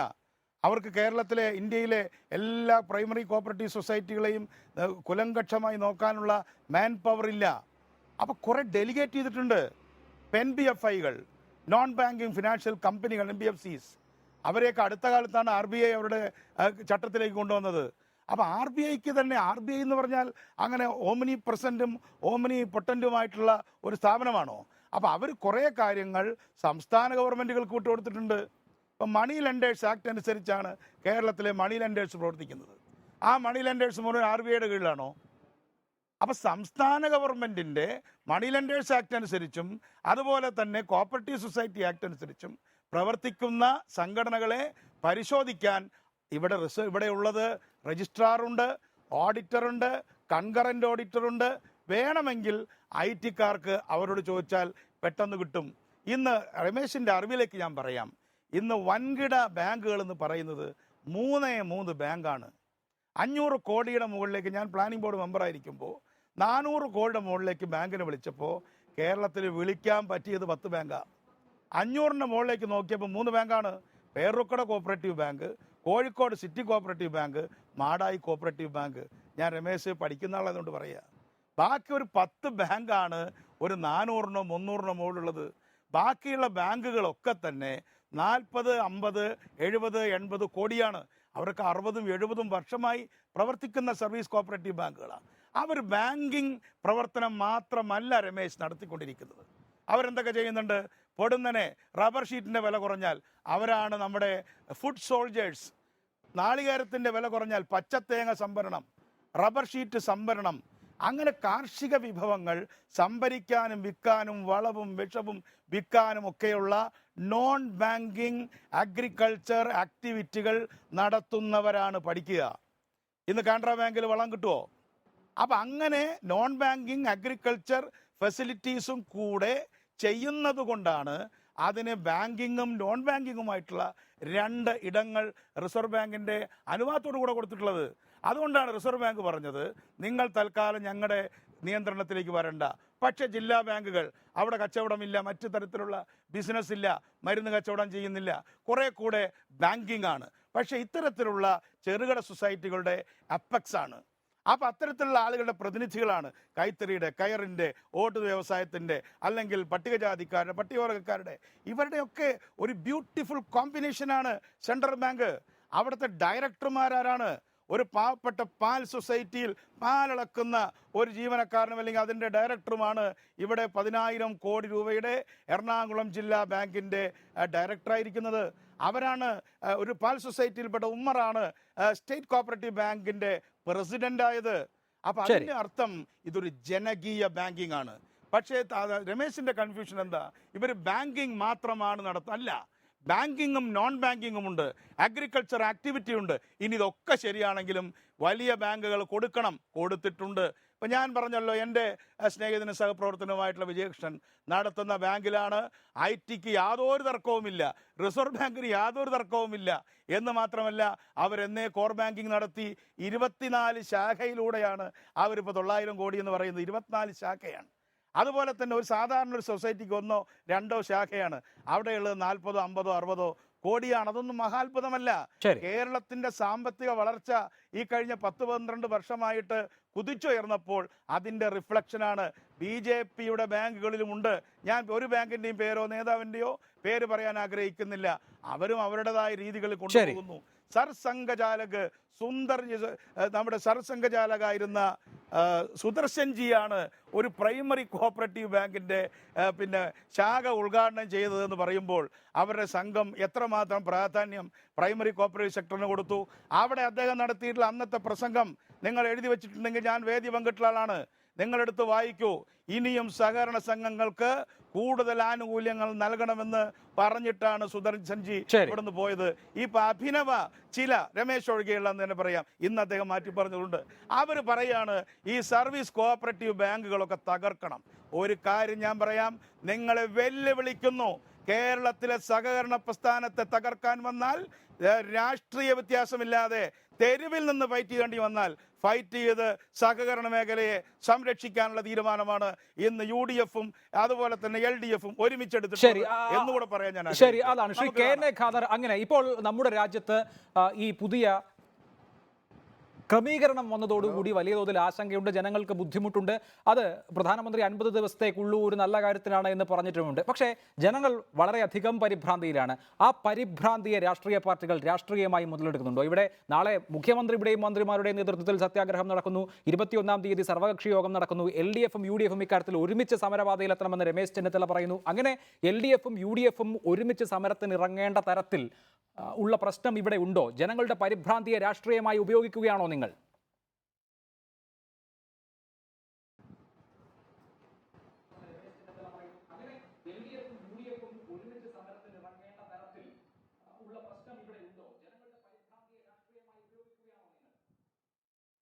ഞാൻ അഭിലാഷ് പറയുന്നത് മുഴുവനായിട്ട് കേട്ടില്ല. എൻ്റെ ഓഡിയോ തകരാറിലായിട്ടുണ്ട്. എന്നാലും കേട്ടത് വെച്ച് ഞാൻ പറയാണ്. ഇവിടെ ഇപ്പോൾ മുഖ്യമന്ത്രിയുടെ നേതൃത്വത്തിൽ മന്ത്രിമാർ ഉൾപ്പെടെയുള്ള ആളുകൾ നടത്തുന്ന ഈ സമരം സ്വാഗതാർഹമായിട്ടുള്ള ഒരു നടപടിയായിട്ടാണ് ഞാൻ കാണുന്നത്. ഇവിടെ എൻ്റെ സ്നേഹിതൻ CP ജോൺ അത് ഏറെക്കുറെ നന്നായിട്ട് വിശദീകരിച്ചു. അതുപോലെ ഈ വിഷയത്തിൽ സഹകരണ സ്ഥാപനങ്ങളെന്ന് പറയുന്നതിന് വേറെ തരത്തിൽ തന്നെ കാണേണ്ടതാണ്. റിസർവ് ബാങ്കിന് അതിൻ്റെ മേൽ പ്രത്യേകിച്ച് നിയന്ത്രണങ്ങൾ കൊണ്ടുവരാൻ റിസർവ് ബാങ്കിന് മനസ്സില്ലാത്തൊരു സാഹചര്യത്തിൽ തീർത്തും സാധാരണക്കാരുമായിട്ട് ബന്ധപ്പെട്ടൊരു പ്രസ്ഥാനം എന്ന നിലയിൽ അതിന് പ്രവർത്തിക്കാൻ ആവശ്യമായിട്ടുള്ള സൗകര്യങ്ങളൊക്കെ ചെയ്തു കൊടുക്കേണ്ടതാണ്. വേണ്ടത്ര ഹോംവർക്ക് ഇല്ലാണ്ടാണ് ഇത് നടപ്പിലാക്കിയത്. ഇപ്പം തന്നെ നേരത്തെ ന്യൂസിൽ അഭിലാഷ് പറഞ്ഞു ഇനി പുതിയ 1000 നോട്ട് ഇപ്പോൾ ഉടനെ ഇറക്കുന്നില്ല. എന്താ സംഗതി എന്ന് മനസ്സിലായോ? മനസ്സിലാകാനൊന്നുമില്ല. 2100 കോടി എണ്ണം വേണം നോട്ടുകൾ. 2100 കോടി 2 ഡിനോമിനേഷനിൽ 1000-ൻ്റെ 500-ൻ്റെ അടിച്ചു വരുമ്പോൾ ഈ 2100 കോടി നോട്ടടിക്കണമെങ്കിൽ 7 മാസത്തിലേറെ സമയമെടുക്കും. ഇന്ത്യ ഗവൺമെൻറ്റിൻ്റെ എല്ലാ റിസർവ് ബാങ്കിൻ്റെ പ്രസ്സുകളും കൂടി ശ്രമിച്ചാൽ ഒരു മാസം 300 കോടി നോട്ട് മാത്രമേ അടിക്കാൻ സാധിക്കുള്ളൂ. അപ്പോൾ 7 മാസം ഉണ്ടെങ്കിൽ 2100 കോടി നോട്ടടിക്കാൻ പറ്റുള്ളൂ. അതിനാണ് 2000 കോടിയാക്കി 2000-ൻ്റെ രൂപയാക്കിയിട്ട് മാറ്റിയത്. അപ്പോൾ ഇങ്ങനെയുള്ള വേണ്ടത്ര ജനങ്ങൾക്ക് സഹായകരമായ രീതിയിൽ നടപടികൾ സ്വീകരിക്കുന്നതിൽ പരാജയപ്പെട്ടു. അതുപോലെ ജനങ്ങൾക്ക് ബോധ്യപ്പെടുത്തത്തക്ക രീതിയിൽ വല്ല റൈഡും നടത്തിയോ, വല്ല കുത്തക മുതലാളിമാരും പിടിച്ചോ, വല്ല ബാങ്കുകളിൽ നിന്ന് കള്ളപ്പണം പിടിച്ചോ? ഇപ്പോഴും കള്ളപ്പണം കൊണ്ടു നടക്കുന്ന ആളുകളുടെ കടബാധ്യതകൾ, രാജ്യത്തെ ഒന്നിച്ച് വെട്ടിച്ചു പോയ ആളുകളുടെ കടബാധ്യതകൾ എഴുതി തള്ളുന്ന സാഹചര്യം ഉണ്ടായില്ല. ഇതൊക്കെ ജനങ്ങൾ കാണില്ലേ? അതൊരു വലിയ പ്രശ്നമാണ്. അതാണ് ഇന്ത്യയിലെ മഹാഭൂരിപക്ഷം വരുന്ന ആളുകൾ മോഡിയുടെയും BJP ഗവൺമെൻറ്റിൻ്റെയും ഈ പ്രവർത്തനങ്ങൾക്ക് പിന്തുണ കൊടുക്കാൻ തയ്യാറുള്ളവരാണ്. പക്ഷേ അത് അവരെ ബോധ്യപ്പെടുത്തണം, കൺവിൻസ് ചെയ്യണം. കേരളത്തിൽ സഹകരണ പ്രസ്ഥാനം എന്ന് പറഞ്ഞാൽ നിസ്സാരമായിട്ടൊരു സംഗതിയല്ല. അത് ജനങ്ങളുടെയാണ്, സാധാരണക്കാരുടെയാണ്, കൃഷിക്കാരുടെയാണ്. അവർ തെറ്റ് ചെയ്തിട്ടുണ്ടെങ്കിൽ അവരെ ശിക്ഷിക്കണം. ആദായ നികുതി വകുപ്പ് അവിടെ പരിശോധിക്കട്ടെ. അവിടെ അനധികൃതമായിട്ടുള്ള നിക്ഷേപം ഉണ്ടെങ്കിൽ, നിയമവിരുദ്ധമായിട്ടുള്ള നിക്ഷേപം ഉണ്ടെങ്കിൽ പിടിച്ചെടുക്കട്ടെ. പക്ഷേ അതുകൊണ്ട് എല്ലാ ട്രാൻസാക്ഷനും വെക്കുന്ന ഒരു സാഹചര്യം എന്തിനു സൃഷ്ടിക്കണം എന്നുള്ളതാണ് ചോദ്യം. അല്ലാതെ പൊളിറ്റിക്കലി ആയിട്ട് അതിനെ കാണുകയല്ല. അപ്പോൾ ഈ പ്രയാസങ്ങളൊക്കെ തീർത്തു കൊടുക്കാൻ ഇന്ത്യ ഗവൺമെൻറ് തയ്യാറാകുന്നില്ല എന്നുള്ളത് ഏറ്റവും ദുഃഖകരമായിട്ടുള്ളൊരു കാര്യമാണ്. സാധാരണക്കാരല്ലാത്ത ഒരാൾക്കും ഇതുകൊണ്ട് വലിയൊരു ബുദ്ധിമുട്ട് നേരിട്ടതായിട്ട് ആർക്കും അനുഭവത്തിലില്ല, കൺവിൻസ് ചെയ്തിട്ടില്ല എന്നുള്ളതാണ് പ്രശ്നം. തീർച്ചയായും ആ പ്രശ്നം ഒരു വലിയ പ്രശ്നം തന്നെയാണ്. ശ്രീ MT രമേശ്, ഒന്ന്, കക്ഷി രാഷ്ട്രീയ ഭേദമില്ലാതെ, ജാതിമത വ്യത്യാസമില്ലാതെ, പ്രായവ്യത്യാസമില്ലാതെ സകല ജനങ്ങളും ഇതിന് ബുദ്ധിമുട്ട് അനുഭവിക്കുകയാണ്. അപ്പോൾ സ്വാഭാവികമായും ഇവിടുത്തെ ഭരിക്കുന്നതും അല്ലാത്തതുമായ രാഷ്ട്രീയ കക്ഷികൾക്ക് കേന്ദ്ര സർക്കാരിനെതിരെ ശക്തമായ നിലപാടെടുക്കേണ്ടി വരും. ഇതിപ്പോൾ കേരളത്തിൻ്റെ മുഖ്യമന്ത്രി നാളെ സത്യാഗ്രഹം കിടക്കുന്നുവെങ്കിൽ 2 ദിവസത്തിനകം പ്രശ്നം കഴിഞ്ഞില്ലെങ്കിൽ ഞങ്ങളും സമരപാതയിലേക്കെന്ന് പശ്ചിമ ബംഗാളിൻ്റെ മുഖ്യമന്ത്രി പ്രഖ്യാപിച്ചിട്ടുണ്ട്. ഈ നിലയ്ക്ക് രാജ്യമാകെ അസംതൃപ്തിയാണ്. ഇതിനെ നിങ്ങൾ രാഷ്ട്രീയമായി കൂടി നേരിടേണ്ടി വരും. ഒരു പ്രയാസമില്ല അഭിലാഷ്, രാജ്യമാകെ അസംതൃപ്തിയൊന്നുമില്ല. രാജ്യത്തെ ചില രാഷ്ട്രീയ നേതാക്കന്മാർക്ക് അസംതൃപ്തിയുണ്ട്. അവർക്കത് പ്രത്യക്ഷത്തിൽ പറയാൻ പറ്റുന്നതിന് പകരം പ്രത്യക്ഷത്തിൽ ഈ നടപടി എതിർക്കാൻ അവർക്ക് സാധിക്കില്ല. അതുകൊണ്ട് പരോക്ഷമായി മറ്റു ചില കാര്യങ്ങൾ പറഞ്ഞുകൊണ്ട് രംഗത്ത് വരികയാണ്. ജനങ്ങളുടെ അസൗകര്യം, ആ അസൗകര്യം, ഈ അസൗകര്യം എന്നൊക്കെ പറഞ്ഞുകൊണ്ട് രംഗത്ത് വരികയാണ്. അവർ വന്നോട്ടെ, ഞങ്ങൾക്ക് യാതൊരു വിരോധവുമില്ല, അവർ രാഷ്ട്രീയമായി എതിർത്തോട്ടെ, പക്ഷേ ഈ പദ്ധതിയുടെ പുറകിലാണ് ഇന്ത്യയിലെ മഹാഭൂരിപക്ഷം വരുന്ന ജനങ്ങളെന്ന് നല്ല വിശ്വാസം ഞങ്ങൾക്കുണ്ട്. അത് നമുക്ക് കാത്തിരുന്ന് കാണാം. ഇനി രണ്ടാമത്തെ കാര്യം, Shri K N A Khader അദ്ദേഹം സാധാരണ നിലക്ക് കാര്യങ്ങൾ വ്യക്തമായി പറയുന്നതാണ്. അദ്ദേഹം പറഞ്ഞു ഇതുകൊണ്ട് ആരുടെ വലിയ വലിയ ആൾക്കാർക്കൊന്നും ദോഷം വന്നിട്ടില്ല. ഞാൻ ചോദിക്കട്ടെ, കഴിഞ്ഞ മിനിയാന്ന് രാത്രി വരെയുള്ള കണക്കനുസരിച്ച് 1.5 ലക്ഷം കോടി രൂപയാണ് നമ്മുടെ രാജ്യത്ത് ഇത് ബാങ്കിൽ നിക്ഷേപമായി വന്നിട്ടുള്ളത്. ഈ 1.5 ലക്ഷം കോടി രൂപ ആരതാണ്? സാധാരണക്കാരൻ്റെ പൈസയാണെന്നാണ് വിശ്വസിക്കുന്നത്. ഈ രാജ്യത്തെ പാവപ്പെട്ടവരൊക്കെ 1.5 ലക്ഷം കോടി രൂപ വീട്ടിൻ്റെ അകത്ത് സൂക്ഷിച്ചിട്ടാണോ കിടന്നുറങ്ങുന്നത്? അപ്പോൾ 1.5 ലക്ഷം കോടി രൂപ വന്നിട്ടുണ്ടെങ്കിൽ ആ പണം വലിയ വലിയ വീടുകളിൽ കറൻസി സൂക്ഷിച്ചിട്ടുള്ള അൺഅക്കൗണ്ടബിൾ മണി ആയിട്ടുള്ള, ബാങ്കുകളിൽ പോകാതെ വീട്ടിൽ സൂക്ഷിച്ചുള്ള കറൻസി നോട്ടുകളാണ്. അങ്ങനെയുള്ള നോട്ടുകളെ അക്കൗണ്ടബിൾ ആക്കാൻ വേണ്ടി സാധിക്കുക എന്നുള്ളതാണ് ഒരു പ്രധാനപ്പെട്ട കാര്യം. ഗംഗാനദിയിൽ ഒഴുകി നടന്ന നോട്ട് കെട്ടുകൾ ആരുടെ നോട്ടാണ്? പാവപ്പെട്ടവൻ്റെ നോട്ടല്ലല്ലോ. നമ്മുടെ ഹിമാചൽ പ്രദേശിലും ഒഡീഷയിലും തെരുവിൽ കെട്ടുകണക്കിന് നോട്ട് പിടിച്ചെടുത്തു. ആരുടെ പണമാണ്? കേരളത്തിലടക്കമുള്ള ലക്ഷക്കണക്കിന് രൂപയുടെ നോട്ടുകൾ പിടിച്ചെടുക്കുന്നു. ആരുടെ പണമാണ്? ഇതൊക്കെ വലിയ വലിയ വൻകിടക്കാരുടെ പണമാണ്. അവർക്ക് മറ്റൊന്നും ചെയ്യാനില്ലാത്തത് കൊണ്ട് ഇതൊക്കെ പിടിച്ചെടുക്കുകയാണ്. ചില ആളുകൾ ബാങ്കിൽ കൊടുക്കുന്നു. ബാങ്കിൽ കൊടുക്കാൻ പറ്റാത്ത ആളുകൾ ഇത് നശിപ്പിക്കാൻ വേണ്ടി ശ്രമിക്കുന്നു. ഇതൊരു യാഥാർത്ഥ്യമാണ് എന്ന് നമ്മൾ കാണണം. രണ്ടാമത്തെ കാര്യം, ഇവിടെ ഞാൻ ആദ്യം പറഞ്ഞത് സഹകരണ സ്ഥാപനങ്ങൾക്കെതിരായിട്ടുള്ള യുദ്ധപ്രഖ്യാപനം CP ജോൺ ആരെയാ വെല്ലുവിളിക്കുന്നത് എനിക്കറിയില്ല. നെടുലിനോടാണ് അദ്ദേഹത്തിൻ്റെ യുദ്ധം. സഹകരണ പ്രസ്ഥാനങ്ങളെ തകർക്കാൻ ആരും ഇവിടെ ശ്രമിക്കുന്നില്ല. പക്ഷേ ആ റിസർവ് ബാങ്കിൻ്റെ നിയന്ത്രണം അനുസരിച്ച് മാത്രമേ പണത്തിൻ്റെ ക്രയവിക്രയം നടത്താൻ വേണ്ടി സാധിക്കുകയുള്ളൂ. ഇനി അതിൽ റിസർവ് ബാങ്ക് മാറ്റം വരുത്തുമോ? CP ജോണോട് ഞാൻ ചോദിക്കട്ടെ, കേരളത്തിന് മാത്രമായിട്ട് മാറ്റം വരുത്താൻ സാധിക്കുമോ? കേരളത്തിലെ അങ്ങ് പറയുന്ന കുറേ ബാങ്കുകളൊക്കെ വ്യവസ്ഥാപിതമായി പ്രവർത്തിക്കുന്നതാണ്, ഞാൻ സമ്മതിക്കാം. പക്ഷേ അങ്ങ് നിങ്ങൾക്ക് പറയാൻ സാധിക്കും കേരളത്തിലെ എല്ലാ പ്രാഥമിക സഹകരണ സംഘങ്ങളും ഈ പണത്തിൻ്റെ വിനിമയം നടത്താൻ മാത്രമുള്ള എല്ലാ സംവിധാനങ്ങളുമുള്ള സഹകരണ സംഘങ്ങളാണ് എന്ന് നിങ്ങൾക്ക് പറയാൻ സാധിക്കുമോ? നമുക്ക് ആ സഹകരണ സംഘങ്ങളെ അങ്ങനെയാണെങ്കിൽ നമുക്ക് കാറ്റഗറൈസ് ചെയ്യാൻ സാധിക്കും. ഇന്ന സഹകരണ സംഘങ്ങൾ കൊടുക്കാം, ഇന്ന പ്രാഥമിക സഹകരണ കൊടുക്കാൻ പാടില്ല എന്ന് കാറ്റഗറൈസ് ചെയ്യാൻ സാധിക്കുമോ? മാത്രമല്ല റിസർവ് ബാങ്ക് ഒരു പ്രഖ്യാപനം നടത്തുമ്പോൾ അത് കേരളത്തിലെ സഹകരണ സ്ഥാപനങ്ങൾക്ക് മാത്രമായിട്ട് പ്രഖ്യാപനം നടത്താൻ പറ്റുമോ? ഇന്ത്യ രാജ്യത്ത് മറ്റു സ്ഥലത്തും സഹകരണ സ്ഥാപനങ്ങൾ പ്രവർത്തിക്കുന്നില്ലേ? ഇന്നലെ അരുൺ ജെയ്റ്റ്ലി തന്നെ പറഞ്ഞു കേരളത്തിൽ ചില സഹകരണ സ്ഥാപനങ്ങൾ നല്ല രീതിയിൽ പ്രവർത്തിക്കുന്നുണ്ടാവാം, പക്ഷേ ഇന്ത്യ രാജ്യത്ത് മറ്റു സ്ഥലത്ത് സാഹചര്യം അതല്ല. അപ്പോൾ അതുകൊണ്ടാണ് പ്രാഥമിക സഹകരണ സംഘങ്ങളെ ഇത് ഒഴിവാക്കിയെന്ന് കൃത്യമായി RBI പറഞ്ഞിട്ടുണ്ട്. അത് മാറ്റാൻ പറ്റുമെന്ന് എനിക്ക് തോന്നുന്നില്ല. മാറ്റുന്നതിന് BJPക്ക് എന്തെങ്കിലും വിരോധമുണ്ട് നിങ്ങൾ വിശ്വസിക്കേണ്ട. അത് പക്ഷേ രാജ്യത്ത് നിലവിലുള്ള റിസർവ് ബാങ്കിൻ്റെ ചട്ടമനുസരിച്ച് മാറ്റാൻ പറ്റില്ല എന്നാണ് ഞാൻ പറഞ്ഞത്. അതിന് മാറ്റണമെങ്കിൽ റിസർവ് ബാങ്ക് ആ ചട്ടം മാറ്റണം. അതിന് അവർക്ക് സാധിക്കുമെന്ന് ഇന്നത്തെ സാഹചര്യം എനിക്ക് തോന്നുന്നില്ല. രണ്ടാമത്തെ കാര്യം, ഇവിടെ സഹകരണ സ്ഥാപനങ്ങളെല്ലാം വളരെ കൃത്യമായി നടക്കണം. അങ്ങനെയാണെങ്കിൽ ഞാൻ എൻ്റെ പോയിന്റ് ഇപ്പോഴും വളരെ വ്യക്തമായ ഉത്തരം CP ജോൺ പറഞ്ഞിട്ടില്ല. പ്രാഥമിക സഹകരണ ബാങ്കിൽ പണം നിക്ഷേപിക്കുന്ന ഒരാളുടെ പേര് വെളിപ്പെടുത്തുന്നുണ്ടോ? നിങ്ങൾ പറയുന്നുണ്ട് എല്ലാം പാവപ്പെട്ടവൻ്റെ പണമാണെന്ന്. പാവപ്പെട്ടവൻ്റെ പണമൊന്നുമില്ല. ഞങ്ങൾക്ക് ചില ബാങ്കിൻ്റെ 2-3 ബാങ്കിൻ്റെ കാര്യം CP ജോൺ പറഞ്ഞല്ലോ. ഞങ്ങളുടെ കയ്യിലുണ്ട് ചില ബാങ്കിൻ്റെ വിവരമൊക്കെ. ആ ബാങ്കിൻ്റെ പേരൊക്കെ ഞങ്ങളും വെളിയിൽ പറയാൻ വേണ്ടി പോകുന്നു. അവിടെയൊക്കെ ഏത് സഹകാരികളാണ് ലക്ഷങ്ങൾ നിക്ഷേപിച്ചത്? ഞാൻ ചോദിക്കട്ടെ CP ജോണോട്, അദ്ദേഹം നിങ്ങളൊരു പ്രമുഖ സഹകാരിയല്ലേ? ഈ സഹകരണ രംഗത്തെ എല്ലാ കാര്യങ്ങളും പറയുന്ന ഒരാളല്ലേ? ബാങ്കിൽ, പ്രാഥമിക സഹകരണ ബാങ്കിൽ വോട്ടവകാശമില്ലാത്ത മെമ്പർമാരോട് വലിയ തോതിൽ നിക്ഷേപം മേടിക്കാൻ നിയമപരമായ അധികാരമുണ്ടോ? ഈ കേരളത്തിൽ അങ്ങനെ A ക്ലാസ് വോട്ടർമാരുടെ കയ്യിൽ നിന്നാണോ, A ക്ലാസ് മെമ്പർമാരുടെ കയ്യിൽ നിന്നാണോ നിങ്ങൾ നിക്ഷേപം മേടിക്കുന്നത്? അല്ലല്ലോ. ആണ് എന്ന് ആർക്കെങ്കിലും പറയാൻ സാധിക്കുമോ? ആണ് എന്ന് നിങ്ങൾ പറഞ്ഞാൽ അല്ല എന്ന് തെളിയിക്കാൻ എൻ്റെ കയ്യിൽ ധാരാളം തെളിവുകളുണ്ട്. അപ്പോൾ സഹകരണ സ്ഥാപനങ്ങൾ ഇതുപോലെ ഒന്നും നടക്കുന്നത്. പിന്നെ എല്ലാവരും ഇത് കണ്ടില്ല എന്നെടുക്കുകയാണ്. പക്ഷെ കണ്ടില്ല എന്നടിക്കുന്നതിൻ്റെ മറവിൽ വലിയ വലിയ ആളുകൾ, നാഷണലൈസ്ഡ് ബാങ്കിലേക്ക് പണവുമായി പോകാൻ ബുദ്ധിമുട്ടുള്ള ആളുകൾ, ഞാൻ ബഹുമാനപ്പെട്ട CP ജോണോട് പറയും, നിങ്ങൾ അന്വേഷിക്ക്. ആളുകളുടെ പേര് സ്വകാര്യമായി ഞാൻ പറഞ്ഞുതരാം. അങ്ങനെയുള്ള ആളുകൾ അവരുടെ പണം ബാങ്കിലുണ്ട്. അത് വെളിപ്പെടുത്തണം. അവരെങ്ങനെ? നമ്മളെല്ലാവരും പേര് വെളിപ്പെടുത്തുക, നമ്മൾ പാൻ കാർഡുമായിട്ട് ബാങ്കിൽ പോവുക, നമുക്കൊരു 1 ലക്ഷമോ 50,000 രൂപ നിക്ഷേപിക്കണമെങ്കിൽ അതിന് 100,000 നൂലാമാലകൾ. പക്ഷേ ഇതൊന്നുമില്ലാതെ സഹകരണ ബാങ്കിന്റെ ആനുകൂല്യത്തിന്റെ മറവിൽ ചില ആളുകൾ രക്ഷപ്പെട്ടു പോകാൻ പാടില്ല എന്ന അഭിപ്രായം മാത്രമേ ഞങ്ങൾക്കുള്ളൂ. ശരി, അതാണ് ശ്രീ ആനത്തലവട്ടം ആനന്ദൻ. സഹകരണ സംഘങ്ങളോട്, സഹകരണ മേഖലയോട് കേന്ദ്ര സർക്കാരിന് വൈരാഗ്യമുണ്ട് എന്ന് തോന്നേണ്ട കാര്യമില്ലല്ലോ. ഒന്ന് തീരുമാനമെടുത്തിരിക്കുന്നത് റിസർവ് ബാങ്ക് ഓഫ് ഇന്ത്യയാണ്. അത് രാജ്യവ്യാപകമായുള്ള ഒരു പോളിസിയുടെ ഭാഗമാണ്. ഇത് തൽക്കാലം ഈ രൂപ വിനിമയം ഇപ്പോൾ നടത്തേണ്ട എന്ന് മാത്രമേ ഉള്ളൂ. അതല്ലാതെ അവിടെ സഹകരണ ബാങ്കുകളിലുള്ള നിക്ഷേപത്തിനോ സഹകരണ ബാങ്കുകളുടെ പ്രവർത്തനങ്ങൾക്ക് എന്തെങ്കിലും സംഭവിക്കുമെന്നോ ഉള്ള ആശങ്കയ്ക്ക് ഇപ്പോൾ എന്തായാലും വകയുണ്ടെന്ന് തോന്നുന്നില്ല. പിന്നെ എന്തുകൊണ്ടാണ് കേന്ദ്ര സർക്കാരിനെതിരെ സമരം നടത്തേണ്ടി വരുന്നത്? ഇപ്പോഴാണ് ആശങ്കയ്ക്ക് വകയുള്ളത്. കാരണം ഏതാണ്ട് 80,000 കോടി രൂപയുടെ നിക്ഷേപം ഈ സഹകരണ മേഖലയിലുണ്ട്. അതിൽ 40,000 കോടിയെങ്കിലും ഇപ്പൊ ലോണായി ആളുകൾക്ക് വിതരണം ചെയ്തിട്ടുണ്ട്. ശേഷിക്കുന്ന 40,000 കോടി രൂപയായിരിക്കും ഈ ബാങ്കുകളുടെ എല്ലാം കയ്യിലുള്ളത്. ഗവൺമെന്റ് ഇപ്പൊ പറഞ്ഞിരിക്കുന്നത് ഒരു തവണ വിഡ്രാ ചെയ്യുന്നത് 20,000 25,000 താഴെ ആകാവൂ എന്നാണ്.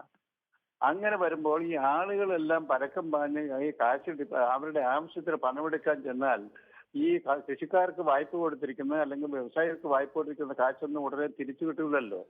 ഈ സഹകരണ സംഘങ്ങളൊക്കെ കള്ളപ്പണക്കാരുടെ ഒരു കേന്ദ്രമാണെന്ന് പ്രചരിപ്പിക്കുന്നതിന്റെ ഫലമായി ഇവിടെ നോട്ട് മാറാനുള്ള സൗകര്യമില്ല. ഇതെല്ലാം കേന്ദ്ര ഗവൺമെന്റ് നിർത്തലാക്കാൻ പോവുകയാണ് എന്നൊരു ട്രെൻഡ് വളർന്നു വരുന്നത്. സാധാരണ ഈ ബാങ്കുകൾ പൊളിയുന്ന ഒരു സ്ഥിതിയുണ്ട്. ബാങ്ക് പൊളിയെന്ന് കേട്ടാൽ ഉടനെ എല്ലാ നിക്ഷേപരും കൂടെ ഓടിച്ചില്ല.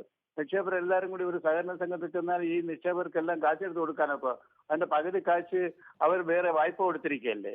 അപ്പൊ ഈ സംഘങ്ങളെ മുഴുവൻ തകർക്കുക എന്ന ആശങ്ക സഹകാരികൾ കൊണ്ട്, ജീവനക്കാർ കൊണ്ട് അത് തന്നെയാണ് ഇതിനെ പ്രതിഷേധിക്കാൻ ഇടയാക്കുന്നത്.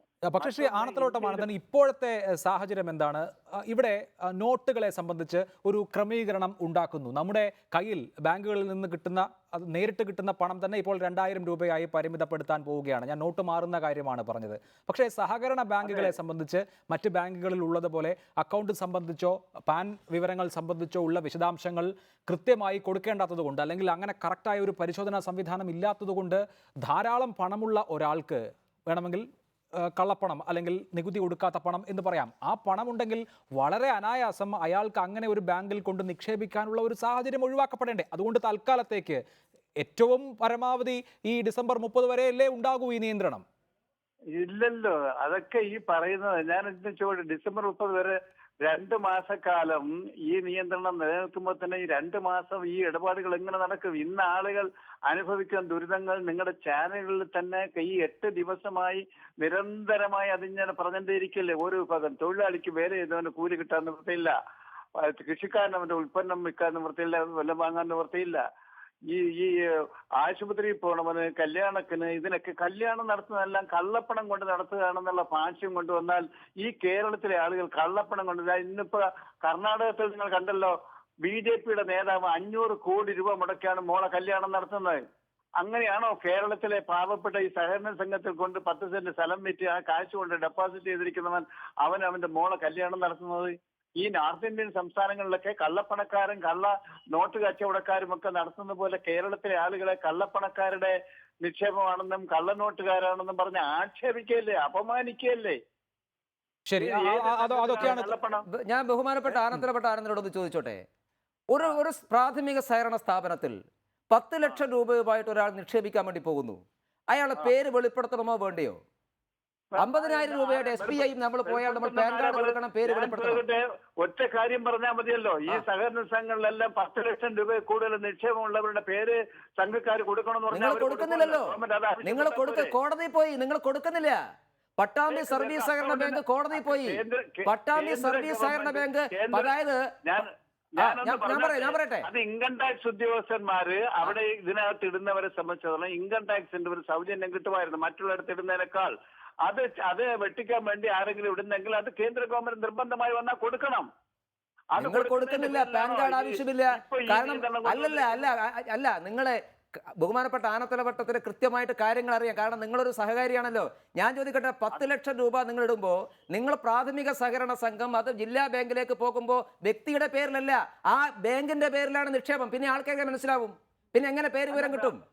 നമ്മളൊരു നാഷണലൈസ്ഡ് ബാങ്കിലുള്ള പേര് വിവരം കിട്ടും. അപ്പൊ അതുകൊണ്ടാണ് പാൻ കാർഡ് നിർബന്ധമാക്കണമെന്ന് പറയുന്നത്. കേരളത്തിലെ പ്രാഥമിക സഹകരണ സംഘങ്ങൾ എന്തുകൊണ്ട് പാൻ കാർഡ് നിർബന്ധമാക്കുന്നില്ല? നിങ്ങളത് ആവശ്യപ്പെടും. അല്ല, ഞാനൊന്ന് ചോദിക്കോട്ടെ, പാൻ കാർഡ് നിർബന്ധമാക്കണം, അനുമാനത്തിൽ ഇത്ര നിക്ഷേപത്തിൽ കൂടെ ഉള്ളവരെന്ന് പറഞ്ഞാൽ അത് മനസ്സിലാകും. പക്ഷെ അതിന്റെ പേരിലാണോ ഇപ്പൊ ഈ 10 ദിവസമായി ആളിനെ ഇട്ട് പീഡിപ്പിക്കുന്നത്?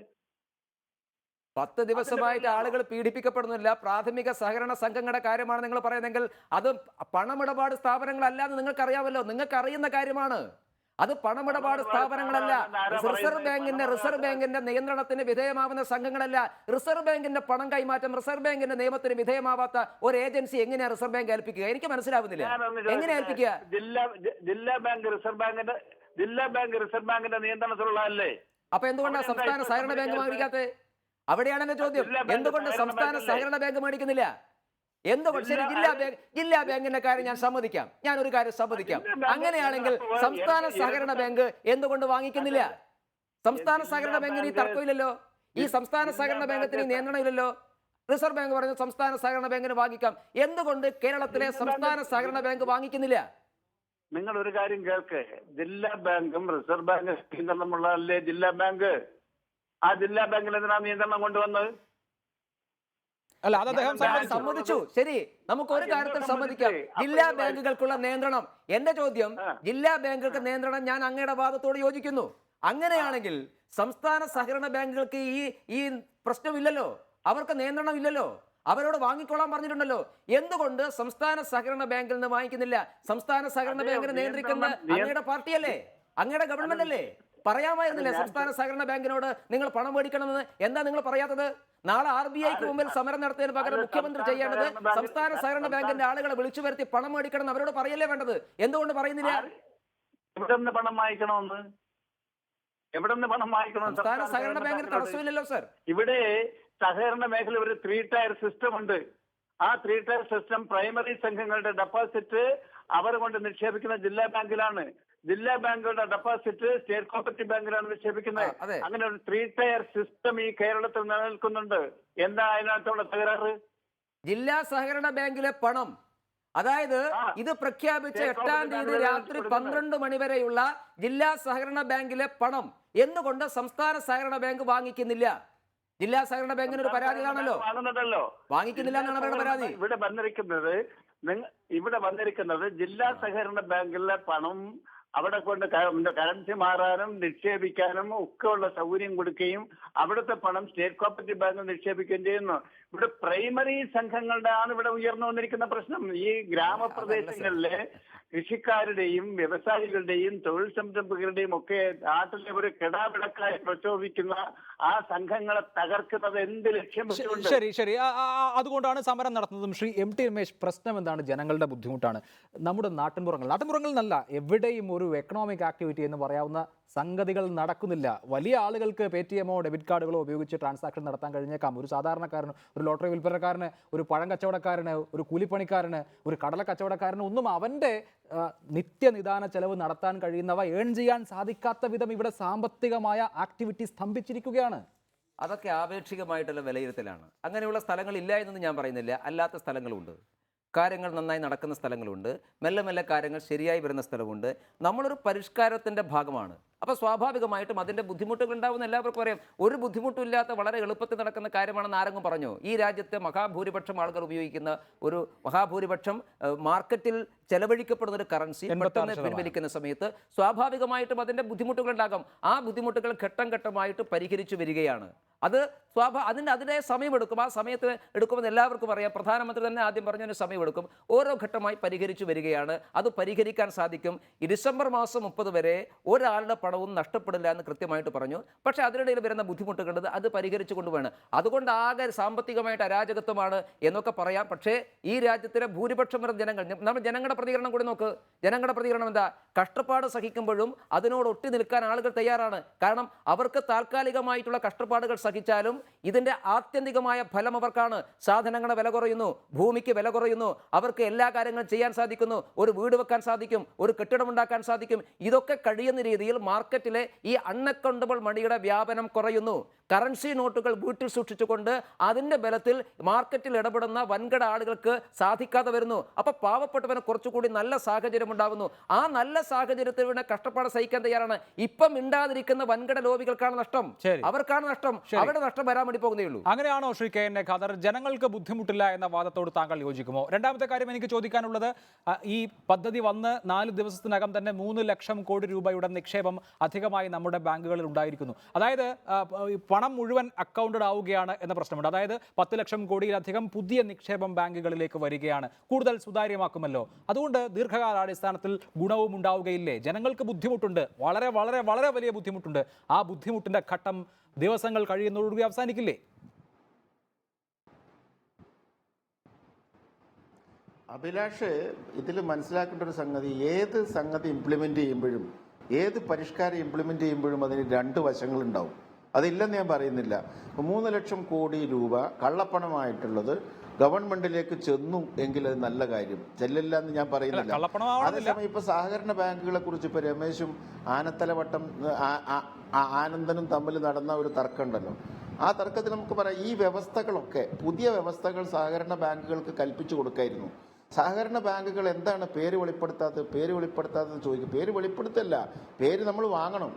പേര് നമ്മൾ നിർബന്ധിച്ച് വാങ്ങല്ലേ വേണ്ടത്. ആ സഹകരണ ബാങ്കുകളുടെ ട്രാൻസാക്ഷനിൽ ഇന്ന പുതിയ വ്യവസ്ഥകൾ കൂടി അവർ ഇതിൻ്റെ ഭാഗമായിട്ട് നടപ്പിലാക്കണം എന്ന് ഇൻസിസ്റ്റ് ചെയ്യാണ് നമ്മൾ വേണ്ടിയിരുന്നത്. ഇപ്പോൾ ഈ നിന്നുപോയത് ഈ കള്ളപ്പണക്കാർക്കല്ല ബുദ്ധിമുട്ടുണ്ടായത്. ഇപ്പോൾ സഹകരണ ബാങ്കിൽ കള്ളപ്പണം ഉണ്ടെങ്കിൽ ഇപ്പോൾ കാർഷിക വായ്പ എങ്ങനെ അത് വാങ്ങാൻ പാസ്സായിട്ടുള്ള ആളുകൾക്ക് വാങ്ങാൻ വയ്യ, സഹായിക്കാൻ വയ്യ, അതുപോലെ തിരിച്ചടവ് സ്വീകരിക്കാൻ വയ്യ.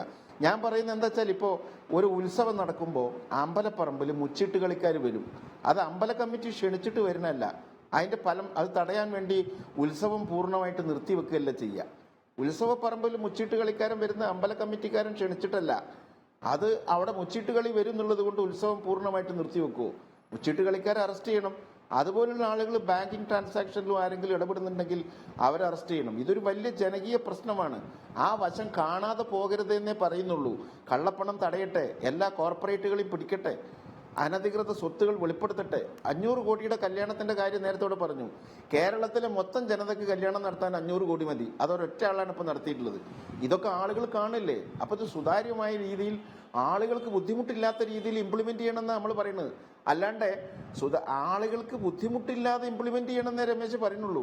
അല്ലാതെ ഇങ്ങനെ വേണ്ടെന്ന് ഇവിടെ ആരും പറഞ്ഞില്ല. ആ ഇംപ്ലിമെന്റേഷനിൽ ഏറ്റവും കുറച്ച് പരിക്ക് മാത്രമേ ജനങ്ങൾക്ക് പറ്റാൻ പാടുള്ളൂ. ആ ജനങ്ങളാണ് നിങ്ങളെ കൂടെ നിൽക്കേണ്ടത്. ഇപ്പൊ നിങ്ങൾ പറഞ്ഞല്ലോ ഇതിന്റെയൊക്കെ റിസൾട്ട് വരുന്നു.